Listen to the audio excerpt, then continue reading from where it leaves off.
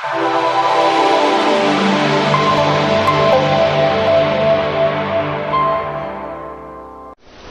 the most addictive kind of cocaine, and it can kill you. What's really bad is nobody knows how much it takes. So every time you use it, you risk dying. It isn't worth it. The worst part about it was I couldn't die. It was like, I just couldn't die. There was nothing I couldn't even do that right, you know? But I was dead. I was so dead inside. And so I have to assume that something else was in me wanting me to live. That it was like, it's not your time, it's not your time. I ended up eventually, I ended up in a sober living again. And met this guy, we were dating, and I ended up following him to Seattle. That's how I got to Seattle. And I ended up relapsing, getting kicked out of that rehab, or that recovery home.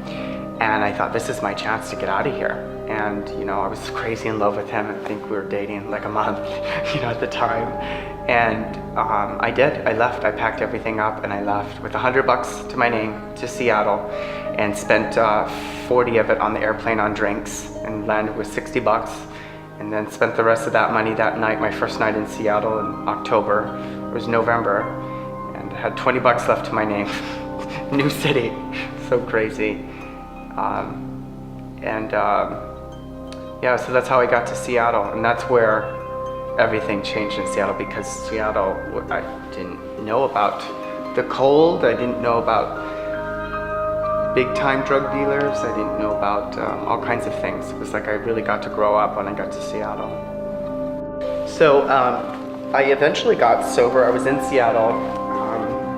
I got sober, and I think I was sober a total of a little over 6 months, probably about 6 months. But in that time, like when I did get sober, I always got jobs. People saw my talent, or you know, for sales or whatever, and I ended up getting a job as a counter manager for a cosmetic line at Nordstrom, which I don't know how I got that job, but I got that job. You know, I had a Mercedes at the time, and I was just looking good, and everything on the outside looked just so good.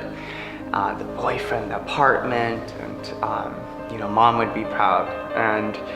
But I wasn't working on the inside, and so I relapsed. And how it started was with pills. I went to the dentist, got some pills, you know, and then the next thing I know, 3 weeks later, I lost everything. The car, the apartment, the boyfriend, the job, everything. I remember I was in that car and I lost it. I ended up losing the car, just from, you know, being on drugs and losing it. But, you know, eventually, what happened was I was in that Mercedes at the beginning of the relapse, and I was buying drugs. And 3 weeks later, I was in the back seat of my own car, and strangers were driving my car, and I was like, can I get a hit? You know, and it was just like no longer my car. My life was completely different in 3 weeks. I ended up ripping these people off that were big time drug dealers.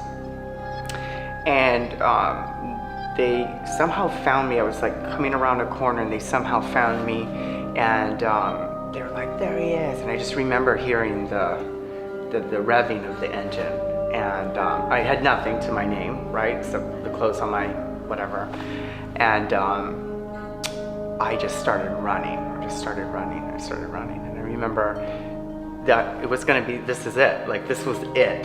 This was the last time. And that adrenaline, I was running.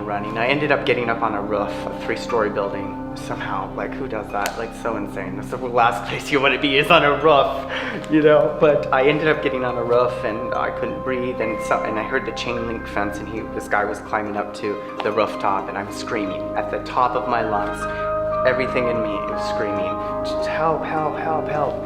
And sure enough, he was up on the roof, and I had the drugs in my mouth at the time, and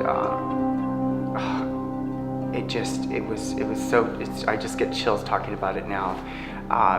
He was yelling at me, you're dead, and he's like, where's my drugs? And I remember I lying, of course, I dropped them on the run, and he just started wailing on me, punching on me, kicking me, and I'm screaming, and he just starts dragging me to the end of the roof, and he's like, I'm gonna kill you.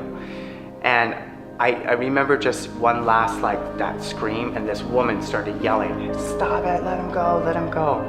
And at that point, I had this thought in my mind that if he killed me, this is how sane drugs are, that if he threw me off of the roof, that at least I would have one arm not broken so I could smoke my crack. That's what I thought. That's literally what I thought to myself.